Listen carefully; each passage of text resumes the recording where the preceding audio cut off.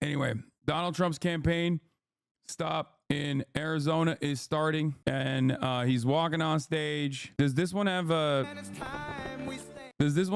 what is this goddamn quality, dude? Can we find one with like captions? Oh, hell yeah. You can always count on Right Side Broadcasting, baby. You can always count on them. 96,000 people watching. Oh, we are so back. Well, thank you very much. And a very big hello, Arizona. Hello, Phoenix.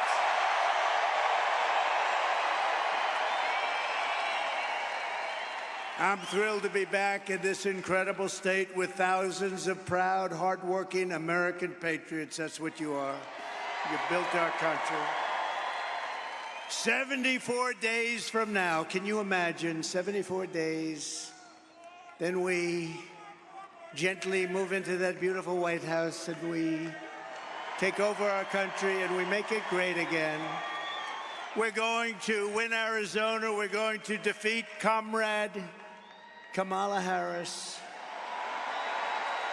And we're going to win back our beautiful White House. We're going to win it back. We're going to win it back in record force. Everyone here tonight is part of the greatest political movement in the history of our country. You know, this is the greatest political movement. It's called Make America Great Again.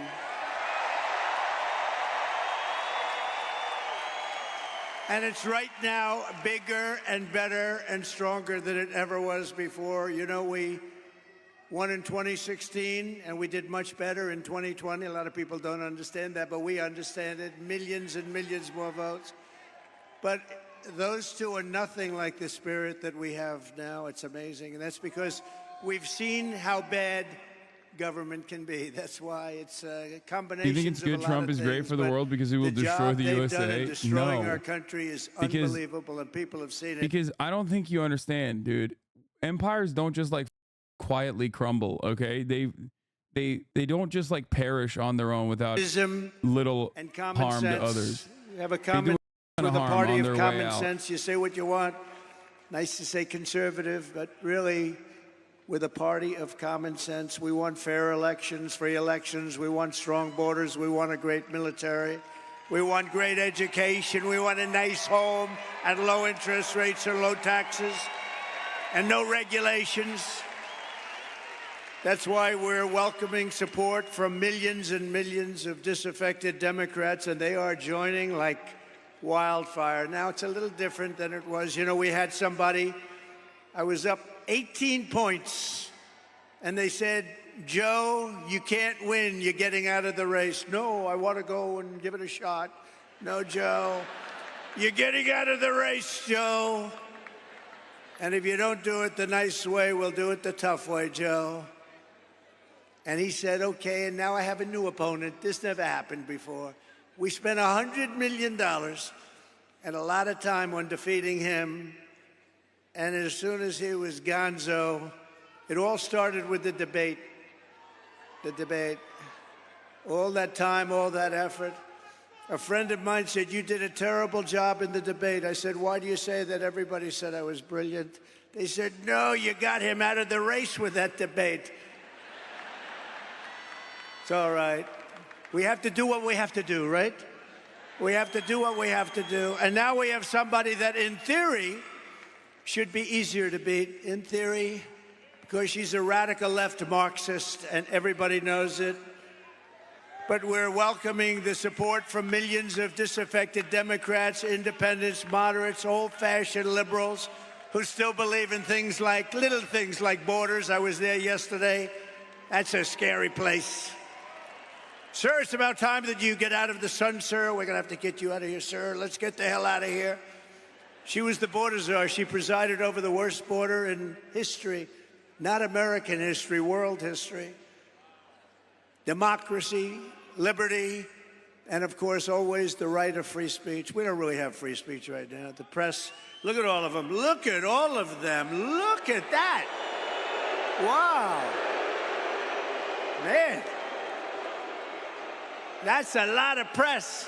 That's a lot of fake news. The thing is, like, all of those people in Arizona who are radicalized towards the border are never going to vote for Kamala Harris. They're primed right? But there are probably young Hispanic voters, especially, but young voters in general, that would very likely think about the Kamala Harris campaign in a different way if she communicated in a different way. A while ago, she changed, didn't she, huh? Arizona also happens to have a lot of independents, and people think that you have to have an aggressive stance on the border in Arizona. I disagree. Consent. How about that one? How would you like that? Without parental consent, can you imagine your kid comes home without parental consent? What happened to my baby? What happened?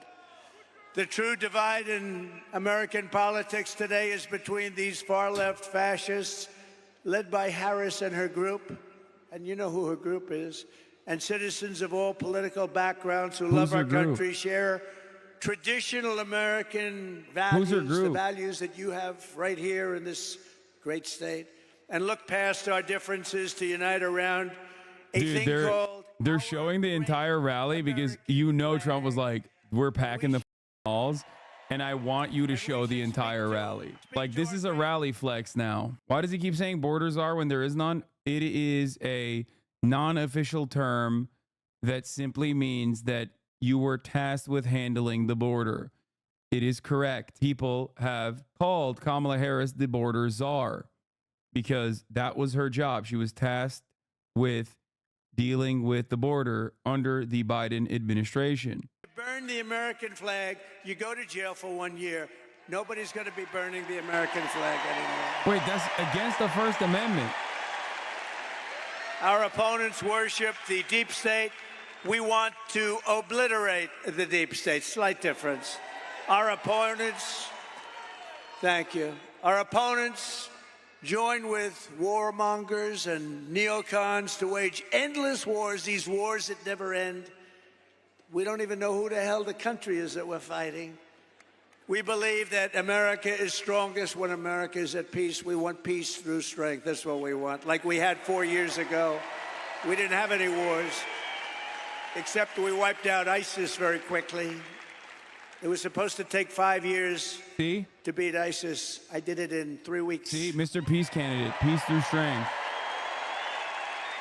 They support coercive COVID vaccine mandates and want to fire you. If you don't obey, you get fired. We oppose these mandates as a fundamental violation of our God-given rights. We don't want the mandates. We don't want the mandates. They want to arrest their political opponents and silence those who disagree. We reject censorship in all forms, and we believe in freedom, open debate, and fair, equal, and impartial justice under the constitutional rule of law. Our opponents slander us as a threat to democracy. Trump is a threat to democracy. No, they're a threat to democracy. How many times have you heard, you know, it's a talking point for them, right, Deb? It's a talking point. Donald Trump is a threat to democracy. And those guys say it too, because they're the same thing. They're like a part, they're a subsidiary of the Democrat Party. Meanwhile, they rig their primaries. They force out Joe Biden, they force him out of the party. Joe Biden got 14 million votes in an unconstitutional coup, and they appoint a nominee who never got a single vote. And when she ran against this guy, and I'm no fan, he was the worst president in the history of our country, he let in millions and millions of people through her. Let in millions of people would destroy our country. But we're going to get those people out, the people that came in here from jails and prisons and mental institutions. But they threw them out. You know, they ran against each other for the primary, and she never even made it to the first state, the great state of Iowa. Never made it. And now she's the one running. A little strange, isn't it? You see, that's really a threat to democracy if you get right down to it, right? In our movement, we know that democracy does not mean rule by the Democrat establishment. It means rule by the American people. You missed the ad? The ivermectin ad? I'm a right side broadcaster watcher, like a permanent watcher. You think I miss those ads? I've seen them every day, a million times a day. Many of these values that we all share, and we've shared them for a long time. Many of you people have heard of him. He's very low key. He's a very low-key person, but he's highly respected. He is a great person. I've known him for so long. For the past 16 months, Robert F. Kennedy Jr. There's something to be said about how there goes my hero.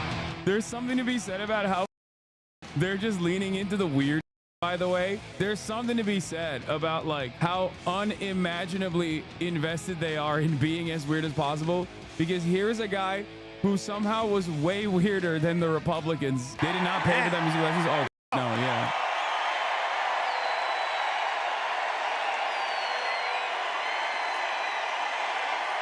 And he deserves it. He deserves it.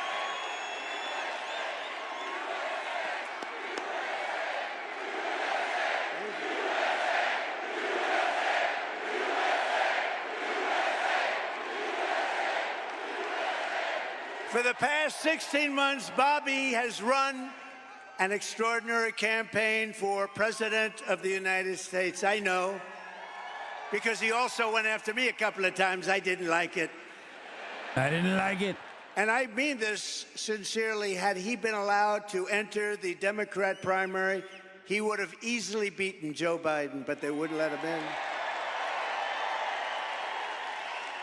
They put up rules. I've never seen rules like he had to have 65% of the vote in order to run, you know, little things like that. His candidacy has inspired millions and millions of Americans, raised critical issues that have been too long ignored in this country, and brought together people from across the political spectrum in a positive campaign grounded in the American values of his father, Robert Kennedy, a great man, and his uncle, President John F. Kennedy. And I know that they are looking down right now, and they are very, very proud of Bobby. I'm proud of Bobby, you want to know the truth.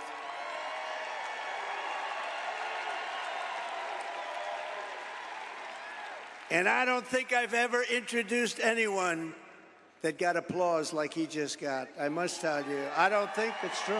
I don't think I've ever introduced anybody that got applause like that.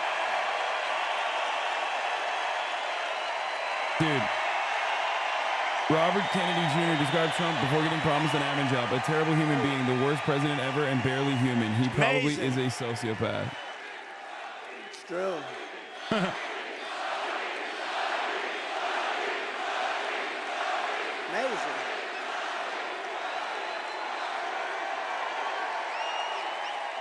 Soon after I can't even believe I have to say this, nearly assassinated in Pennsylvania last month, Bobby called me to express his best wishes. He knows firsthand the risks incurred by leaders who stand up to the corrupt political establishment. When you stand up, you bring on some trouble for yourself, but you have to do what's right. You have to do what's right for the country. I will tell you, we are both in this to do what's right for the country. That's one thing I can tell you.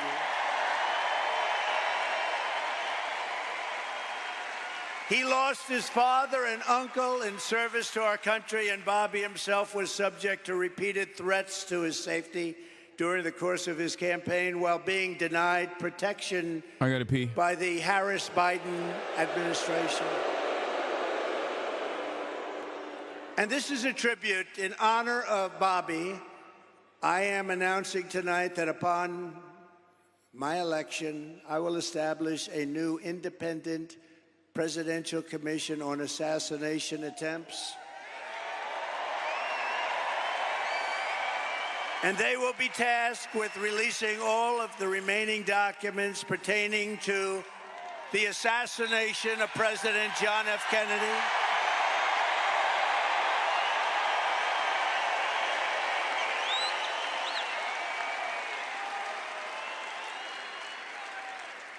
And they will also conduct a rigorous review of the attack last month. But I tell you, I have never had more people ask me, please, sir, release the documents on the Kennedy assassination.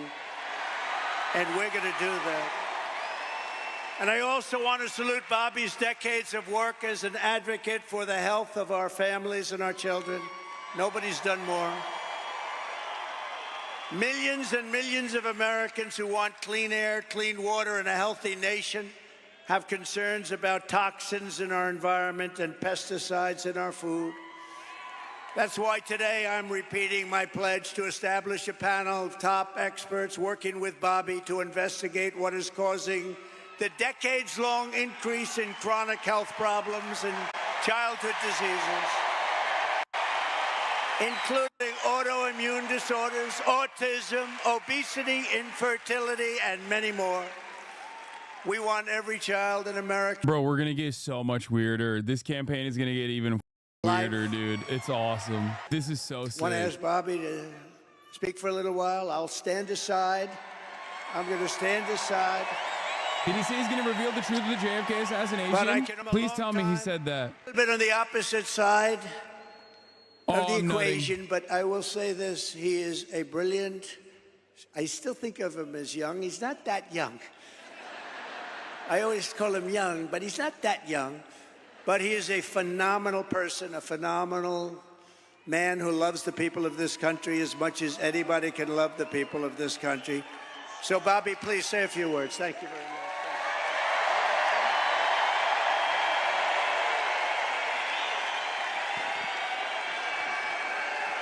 Thank you. Yeah, I know Kamala Harris declined to speak to him. Why would they? Are you kidding President me? Trump. Yeah, it makes the most sense. Like, dude, what are you talking about? You're insane.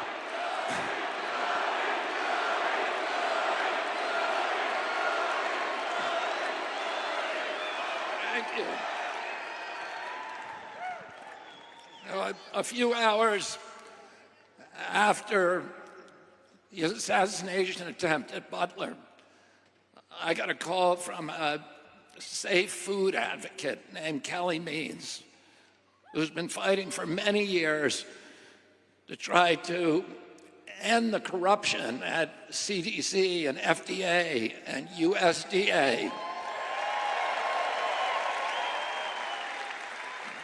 And these institutions, these regulatory agencies, are actually run by the big food processing companies, the big ag and the chemical companies that they're supposed to regulate.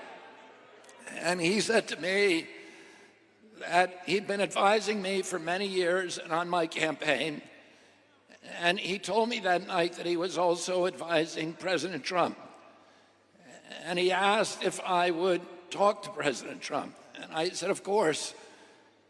And about a few minutes later, I got a call from the president. And we talked. We had a very good talk. And then he invited me to come see him the next day. And I went to Minneapolis and saw him. We met again a couple of weeks later in Florida. And we talked about, not about the things that separate us, because we don't agree on everything, but on the values and the issues that bind us together. And one of the issues that he talked about was having safe food and ending the chronic disease epidemic.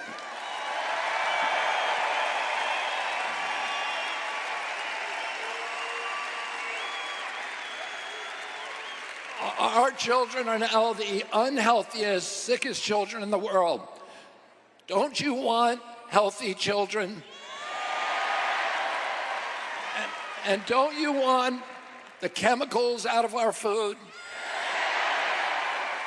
And I'm not kidding. For a very specific type of voter, this is like the greatest move. Like, there are so many Americans who don't mind all the forever chemicals and everything. They don't think about it at all, but they also simultaneously hate modern medicine and think that, like, as long as, you know, you eat like a weird diet, everything will be fixed in your life. And there are a lot of people like that. Use that money back here and in the United States. This man is the God, okay? He's speaking God's honest truth.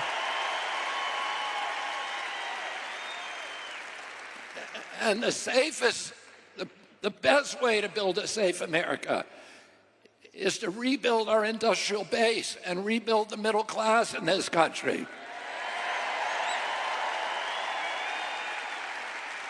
And don't you want a president who's going to get us out of the wars and who's going to rebuild the middle class in this country?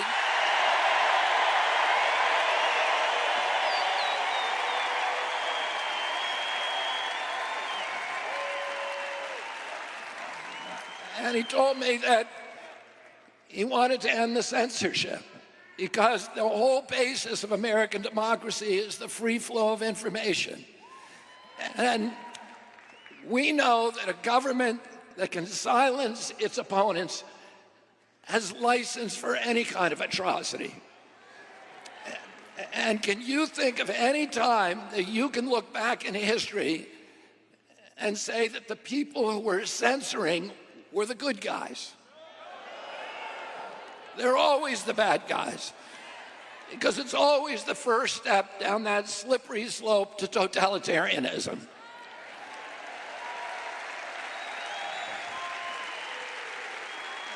And don't you want a president who's going to protect America's freedoms?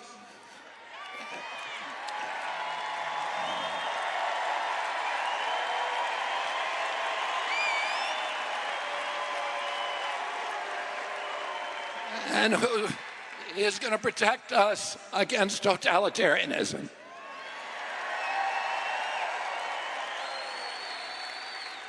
And I want to ask you again, don't you want a safe environment for your children?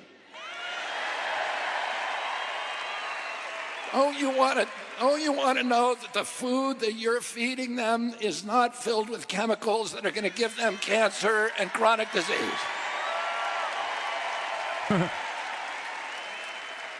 And don't you want a president that's going to make America healthy again? Why does RFK Jr. sound like he got stuck in a vibrating chair and doesn't know how to get out?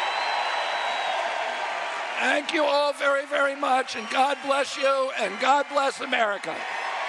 I think there's, I don't know. You know, not to be too much of an optics guy, but like, it is funny that he's just like talking about, don't you want your children to be free of cancer? And it's like, bro, you look like you have all of the cancer. You look like you captured the essence of cancer. Like you sucked it out of everyone else in the room.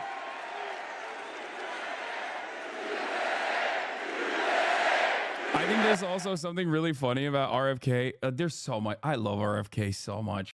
Man, I should have stolen the RFK Jr. hat that Brace had. God damn it. Okay. I fucked up. Like he gave it to me. He let me wear it for a little bit. And I was just like, I should have just kept it. Great DNC rally, this one. Honestly, dude, what he's saying is pretty reasonable. Shut up. Shut up. Don't even start. Okay. No, it is not reasonable at all. Okay. Give me a goddamn break. This man is anti-medicine, dude. He's anti-medicine. There is nothing reasonable about what he's saying.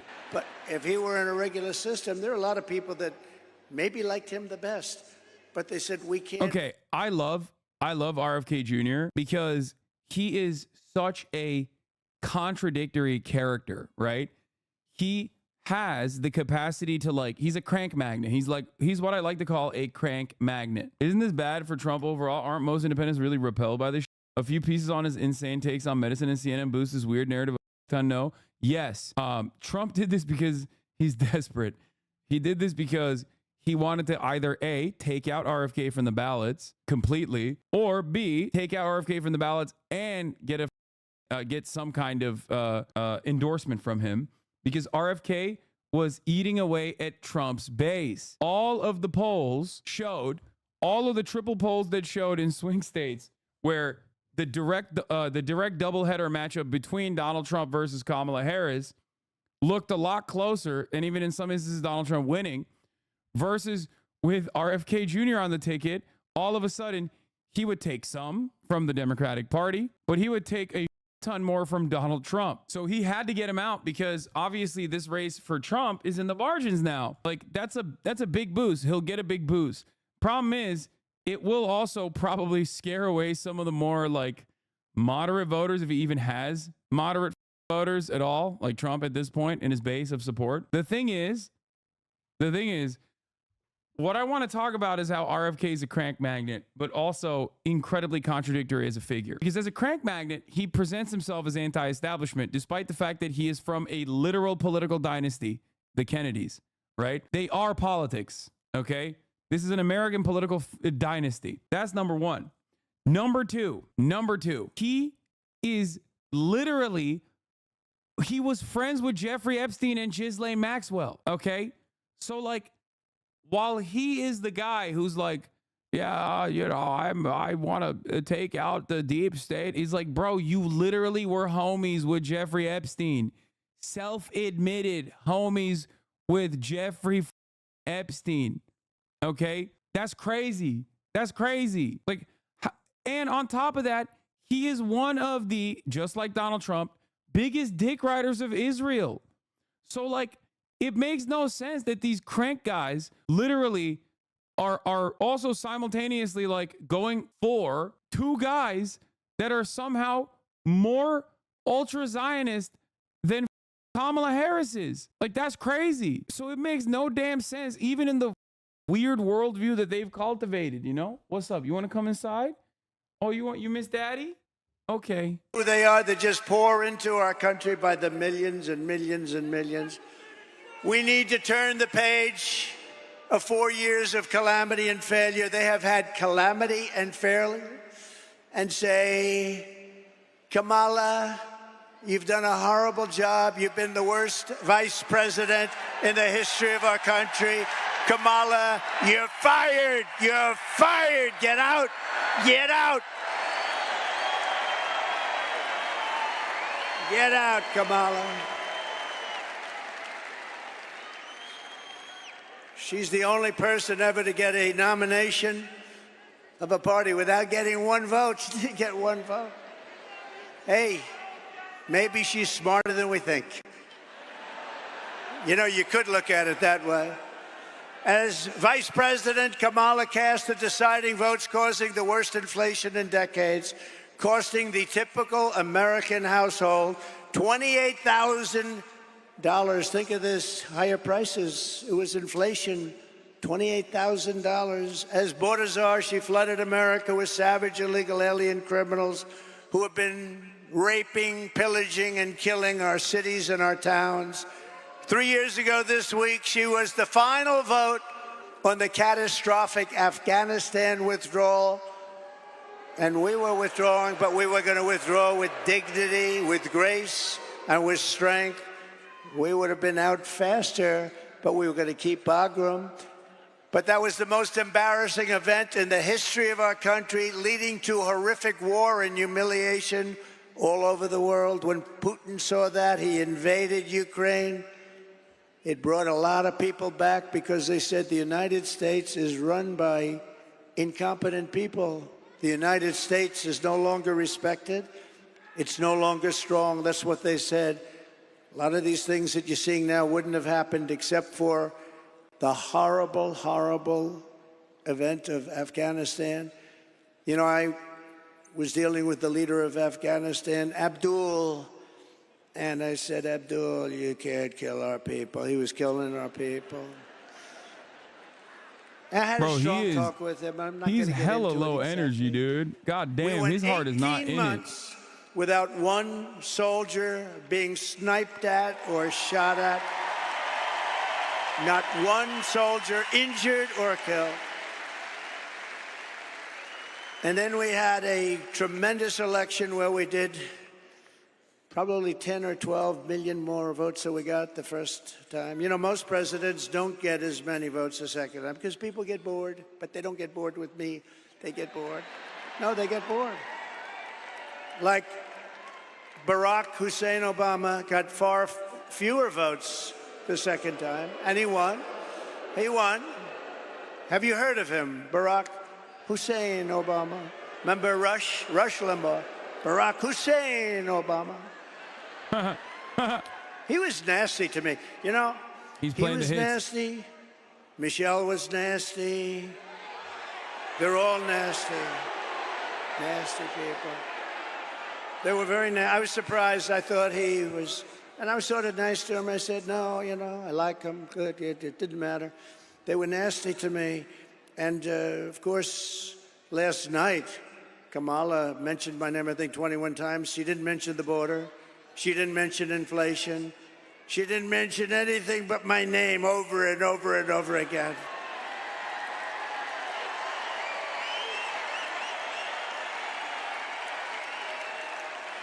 She blamed me for the border. I haven't been there in 4 years. You saw it. I had the safest border, the best border we've ever had. She blamed me for the border. They lied so much. They lied about everything. She said I was involved with something called Project 25. I don't even know what the hell it is. He doesn't even know it. No, they really were nasty. And then they say to me, sir, please stick to policy. Don't stick to personality.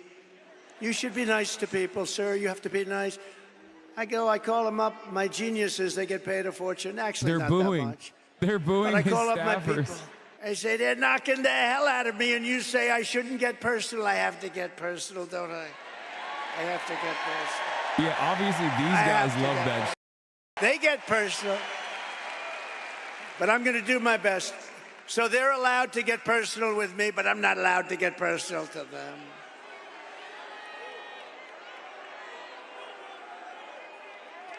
They call me names that are so bad. Our great First Lady says, but you're not that way, darling. They love our great First Lady, I will tell you that. They do. They do. But darling, you're not that way. I said, I know that. And if I say something just slightly out of order, like, she didn't do a very good job last night, please never, ever mention look or anything like that. Tuesday, much love, Chad disrespecting me with that lip German. Don't call me That's the Liv end of your Lamau. political career, so I wouldn't say a thing like that. How about her opening where she said, thank you, thank you, thank you, thank you, thank you. Oh, he's thank coming you, after Kamala. Thank you, thank you. I said, what the hell is wrong with her, Deb? Debbie Lesko, she's a winner. What's your view of down ballot voting? I love voting. I love down ballot voting. I'm a big advocate for down ballot voting. You should do it. You should also avoid seeing the 3-minute ad break at the top of the hour. Those are the two consistent policies at the Hasanabi broadcast. Is that Sheriff Joe? Sheriff Joe Arpaio, he's not dead. One of the most racist men in Arizona. That's Sheriff Joe. Look at that. A legend. Cam Grants, thank you for the 5 gifted. You know, Sheriff Joe's looking at these clowns where they have no idea what they're doing, where people come in by the millions. He had nobody come in. Remember, he dressed everybody in pink. Remember that, right? Is that right, Joe? They had to dress in pink. Joe Arpaio literally did like Israel-style prisons in Arizona. Like, he had straight-up concentration camps that he was running. Because he didn't want them coming into our country. Do you remember Arizona when Sheriff Joe was at the border? You didn't have people coming in. What? Joe Arpaio literally I think for the 1 year he had one person come in, but they got him. Now we have 3 million people coming in through your border. Your border. Oh, through the whole thing, it's ridiculous. It's not. Joe, it's an honor, and I'll tell you, people didn't treat you right. You are a legend, and you did a job like nobody else. True.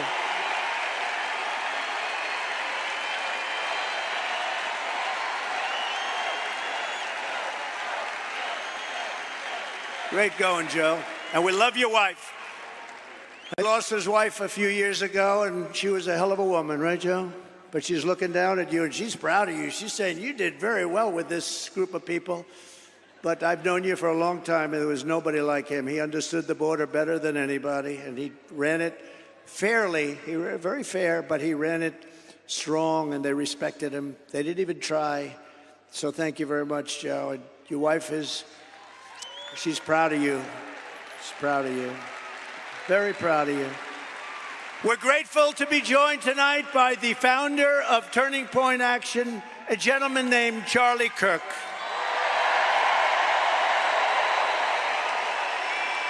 Thank you, Charlie.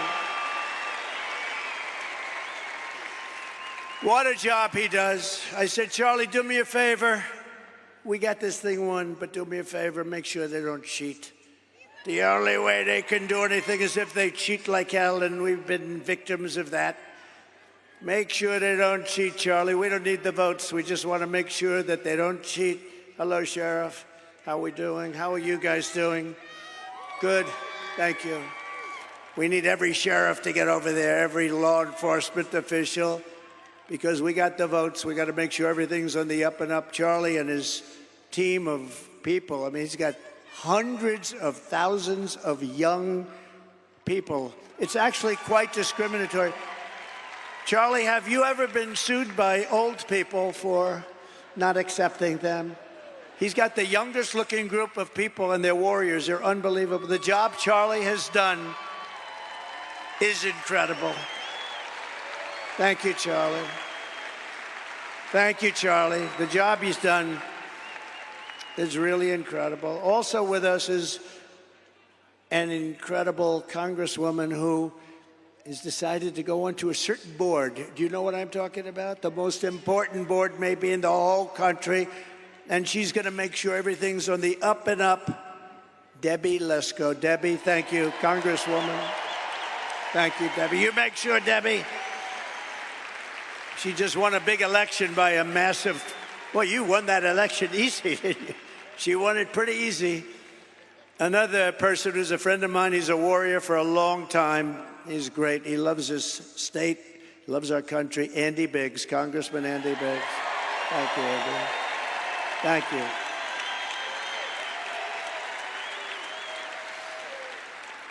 And two other warriors, a young one and a little bit older one, but boy, they are tough. You don't get tougher than Eli Crane and Paul Gosar. Paul Gosar.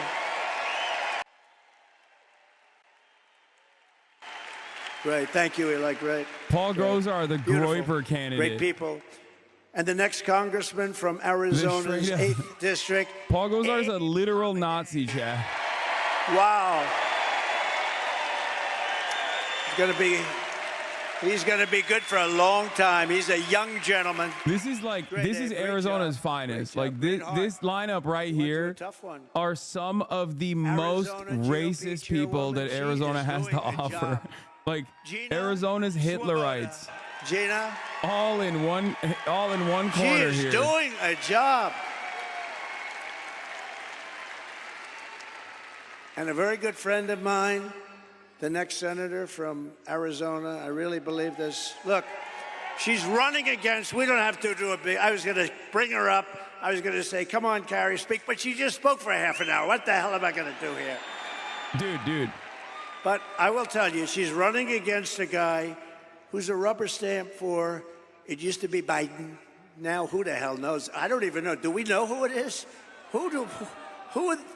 A rubber stamp for somebody. But Ruben Gallejo is horrible. He's an open borders maniac. He's a defund the police maniac. He shouldn't be allowed to even run in this election against her because Carrie Lake is incredible. She's incredible. She's tough. She's smart. She's got heart. And she should be your next senator. I hope you win this sucker. Carrie Lake is also a nut job. Again, not going to win. No carry your shoes. I'm being nice. You know the expression, can't carry her shoes. And you're going to have a big victory, and we're going to work together, and we're going to make sure we win this state. I say this presidentially, if we win this state, which we're expected to, we're leading and all of that, we win the presidency, and we have to take Carrie Lake with us. Go get him. Go get him, Carrie.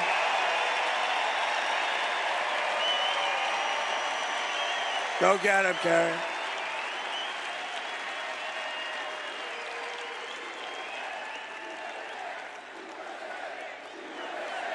There ain't no way Carrie Lake's winning. Very important. Oh no, the crowd shots are definitely Trump's request. And absolutely. Honestly, He slammed this. He slammed this meetup. 100 P. That problem. She's solid as a rock. This guy is a frickin' loser. He's a loser. So, with that, we'll go on. But good luck, Carrie. We love you. Special. If Carrie Lake wins this race, it is entirely due to Democratic Party incompetence on like dropping the or trying to angle the border issue from the perspective of like right-wing reactionary sentiment. Let's do a poll. I love and the down ballot consequences of like a Trump victory in Arizona that comes from that. To a pollster that doesn't even poll. You know what they do? They take your money. They say, let's see, all right, 49 to 50. Well, no, it's one of the greatest businesses in history. I don't think she'll win. But do you like the name? She's a radical left lunatic, okay? She's a defunder of the police. She wants to defund all the things that we talk about. Yeah, no. Do I call her Comrade up 5. Kamala Harris, or do I not? Up 9, up Ready? 8. Ready? What do I do there? You tell me. I don't think people understand, anybody. bro. Okay. Trump's I'll say issue yes or is no. that like Yes. he sticks to these losers. Like Republicans before Trump. No. Okay, Republicans before Trump at least would like cut losers out. Like there would never be a moment like a Jamie Harrison getting to the top of the being in charge of the Democratic Party, right? Like Democrats love losers. Republicans historically used to cut losers, right? You lose, you're done. You snooze, you lose.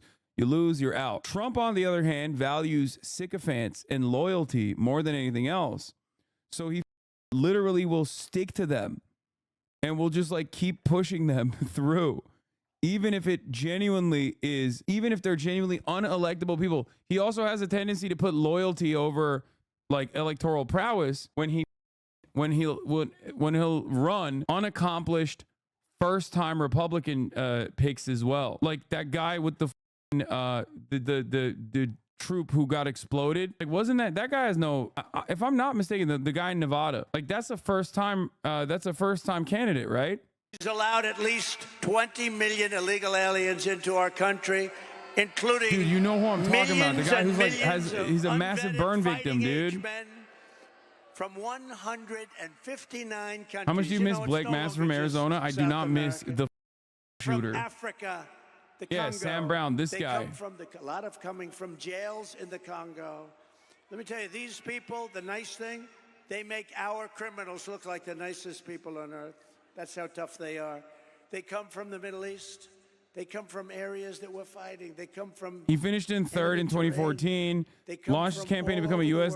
senator from Nevada in 2021. He raised over $1 million every quarter of his campaign, challenged Adam Laxalt, a Republican who was endorsed by Donald Trump.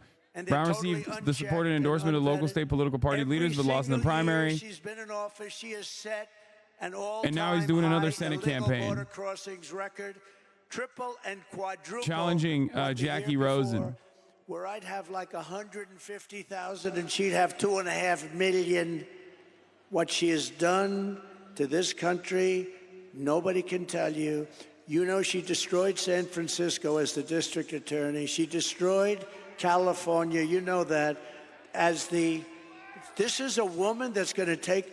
Do I think RFK Jr. dropping out will have any major effects? No. It will have a minor effect. It will uncuck the polls a little bit for Trump in favor of Donald Trump. It'll make it a closer race for Donald Trump.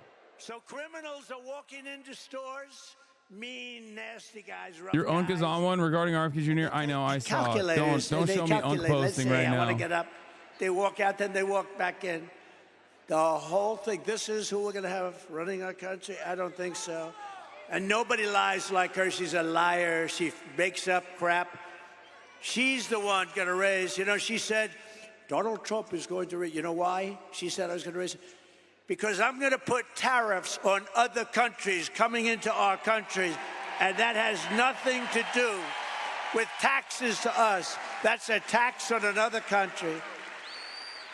And I did it with China, and we had no inflation. You know, I had no inflation.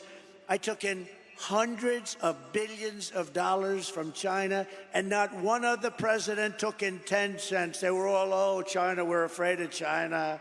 We're afraid of China. According to a new DHS report, Kamala Harris also lost, and this is impossible to believe. Listen to this, $350 and 25,000 migrant children are gone. They're missing. She allowed them to be trafficked into our country. Many of these children are now in sex slavery, or they're dead, probably mostly dead. They will never see their homes or their parents again. They were swiped out of their homes. They were taken out of their homes. 300, this is a government number, 325,000 children, sex slaves, or they're dead. Many are dead. Hamas has so little respect for Kamala and Joe Biden, crooked Joe Biden, that the hostages that they're talking about all the time, I believe they're largely gone. I believe they're largely gone. So sad. When you look at what happened, when you look at that attack on October 7th, I believe they're gone. And the reason they're not negotiating, you know, it says Hamas has decided not to negotiate because what they want back are the hostages. And I think those hostages, for the most part, aren't around anymore. And so they said, oh boy, we can't really negotiate because we don't have the hostages. The hostages are largely gone. How sad, how terribly sad.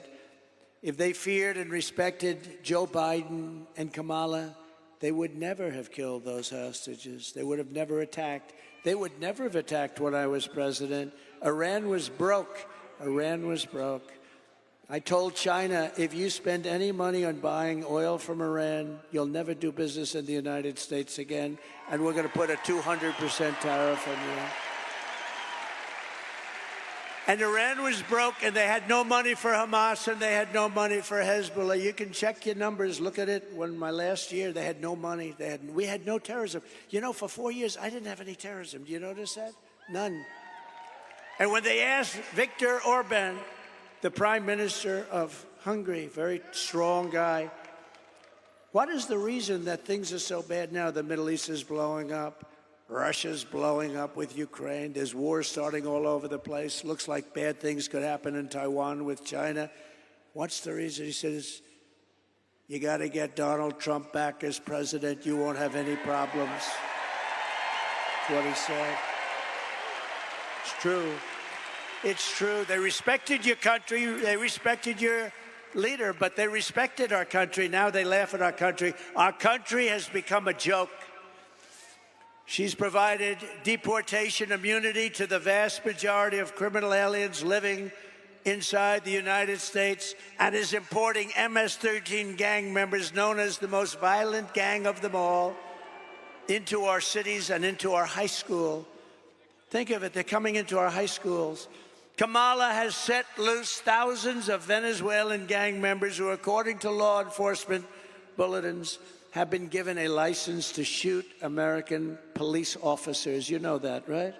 Under Harris, ICE deportations are at the lowest level in history, the history of our country. She supports deadly sanctuary cities. Now, of course, she's flip-flopping on everything. You do know that, right? You know that, Joe? She's flip-flopping on everything. Debbie, right? She's a flip-flopper. Andy, she's a flip-flopper. She flip-flops on everything. Because she was polled, she said she didn't do too well. That's probably why she was the first out of 22 people. I can't get over it. She was the first failure. And now she's running. Oh, we're going to beat her. I look forward to the debate, too. I do look forward to the debate. Look forward to it. Oh. She called for abolishing ICE. These are great patriots who are tough as hell. You need tough people.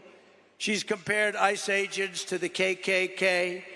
She wants to repeal the federal law that makes illegal immigration a crime, making illegal immigration totally legal. It's okay to come into our country. She wants to release all of the thousands of criminal illegal aliens that are locked up in detention centers, and these are the toughest of them all. She wants to release them into our country. We have detention centers for the toughest of them all. She says, we're going to release them. Now, maybe they'll ask her tonight, oh, no, I would never do that. She might change. She's changing and everything. But don't forget, if the election ever went haywire, if they can find a way to cheat enough and she wins, in quote, she wins, she's going to do everything that you wouldn't dream of, including no fracking. She didn't discuss fracking last night. No fracking in Pennsylvania. I can't imagine she could do well in Pennsylvania. 500,000 jobs are involved with fracking, and a huge amount of their budget, everything's involved with fracking, and she's against it. In her speech last night, she lied about almost everything. She lied when she said, I was going to raise taxes. No, I'm lowering taxes. She's the one. She lied and said that, oh, this is the best.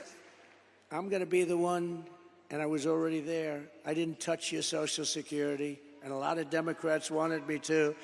She lied when she said that I want to cut Social Security and Medicare. No, she wants to cut it because she wants to have the illegal immigrants coming into our country to go on Social Security and Medicare, which will destroy Social Security and Medicare.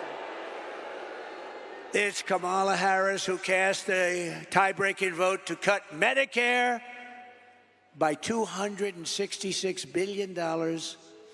She cut your Medicare, remember this, by $266 billion, and then promised mass amnesty last night to 20 million illegal aliens and make them American citizens, which will absolutely obliterate your Social Security and your Medicare, ultimately leaving those programs bankrupt and our seniors desperate and poor. And remember, when you talk about all of those hundreds of billions of dollars, you know what she's putting that money into? The Green New Scam. She took it out of your Medicare. She's putting it into one of the greatest ever, one of the great voices of sport. Stand up. Let's see if anybody knows who the hell you are. Good job. He's a good man. He's done a good job.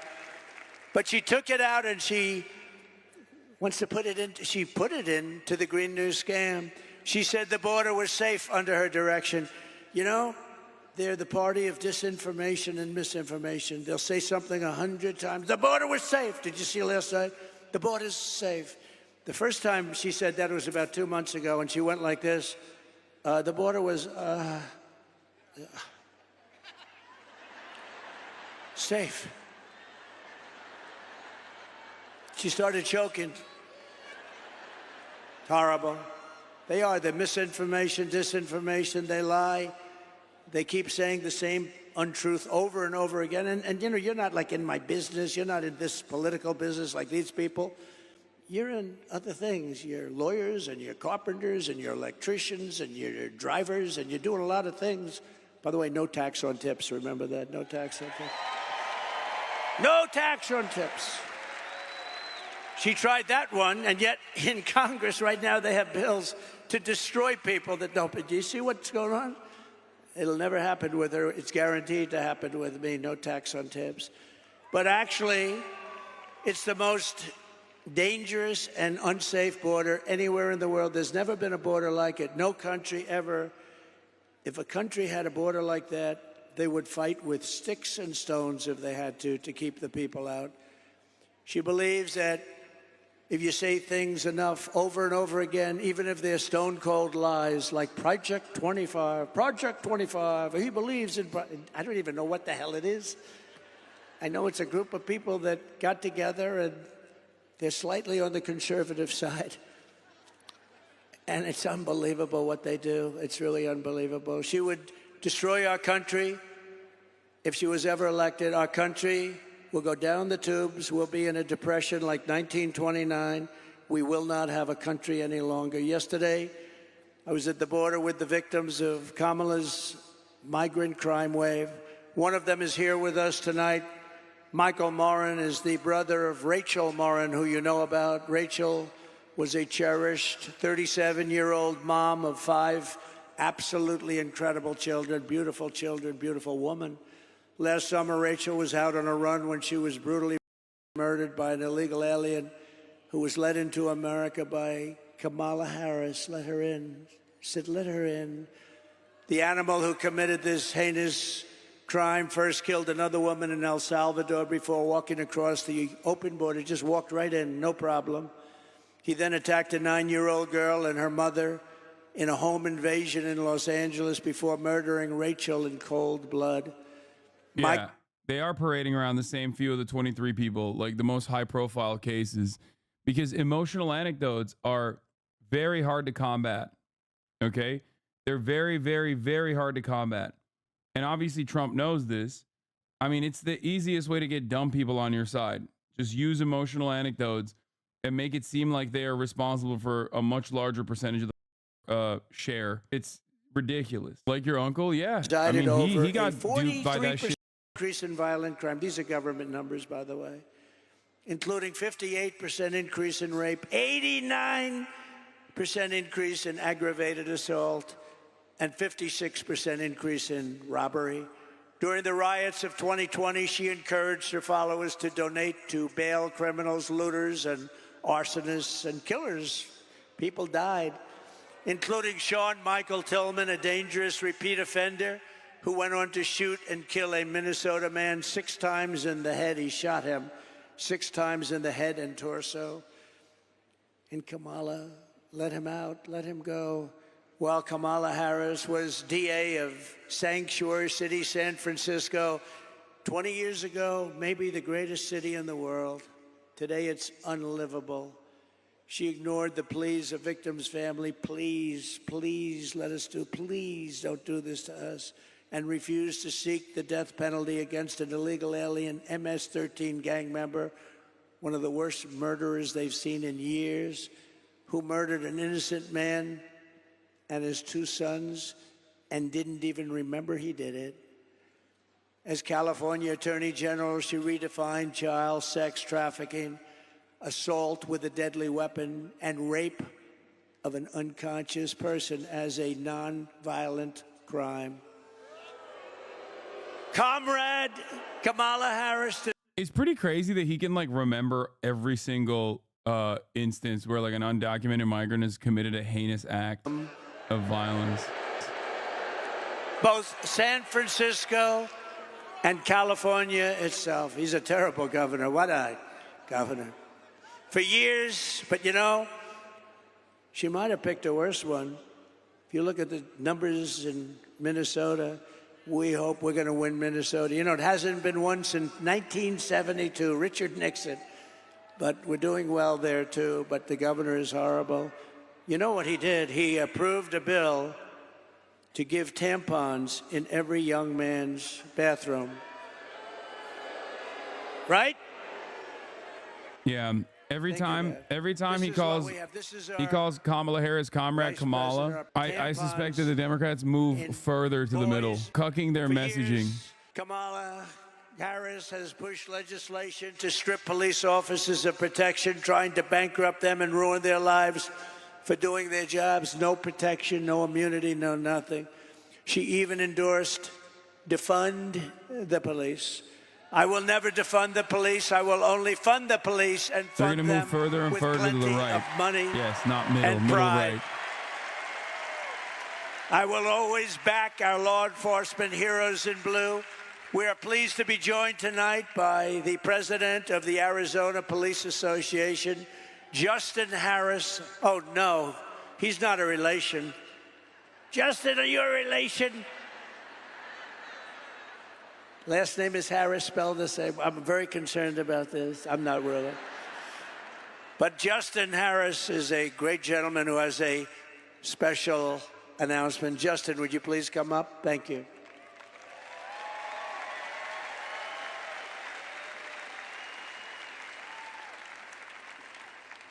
It's an interesting. I'm not worried about it. Thank you. Thank you. Thank you. Thank you. Well, good evening, everyone. I'm a little concerned about that illegal immigration chart you put up there. Was that a spike in immigration or the inflation? Sort of both. Kind of both, right? Wonderful job those Democrats are doing.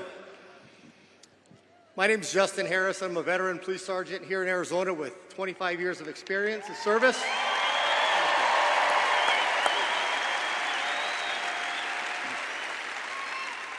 And I also have the privilege and the honor to serve as the state president of the Arizona Police Officers Association.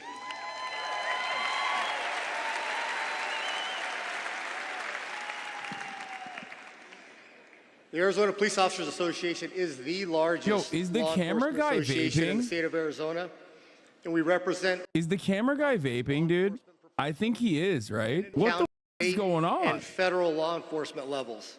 We cover the entire state. And on behalf of the Arizona Police Association, we are proud to welcome President Trump to the great state of Arizona.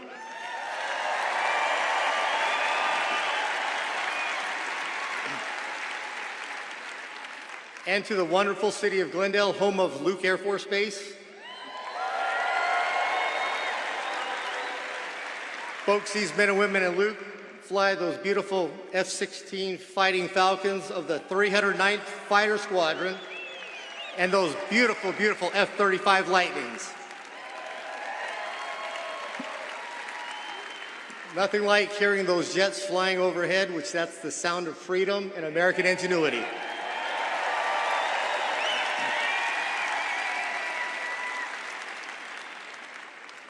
Also a special thank you to the Glendale Mayor, Jerry Wires, and the entire City Council for their unwavering support and advocacy for our police officers, active duty military, and our veterans. You're not going to find stronger advocates for our military, our veterans, and our police officers anywhere in the world other than Glendale. Thank you, Mayor and Council.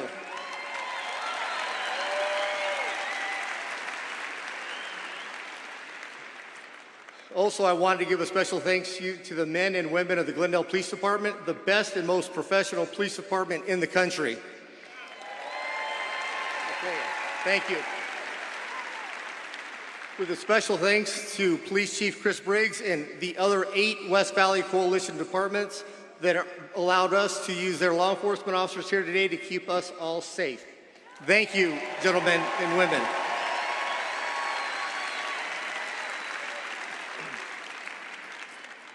Law enforcement today is perhaps the most complex occupation on earth.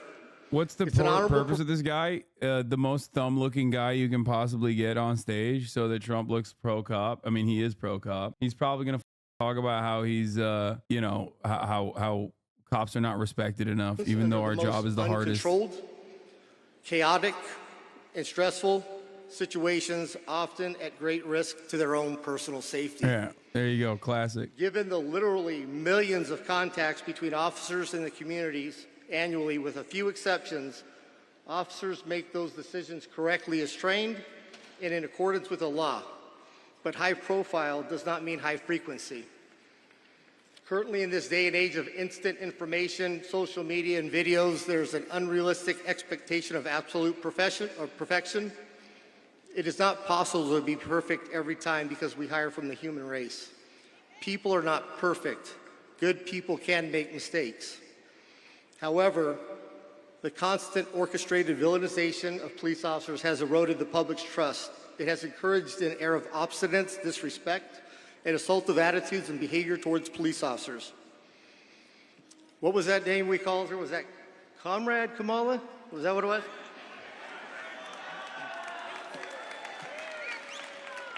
Kamala, Comrade.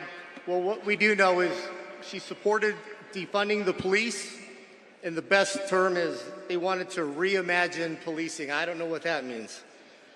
She is part of the radicalized movement to degrade public safety and make our communities less safe. In contrast, under President Trump's first term in office, he always had our backs. Thank you for that.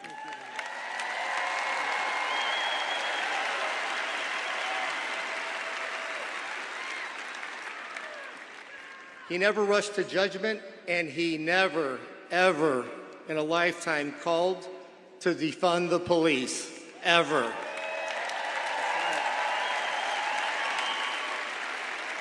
And we owe him a debt of gratitude for that. Let's also forget, when President Donald Trump was president, he closed the borders and locked the door.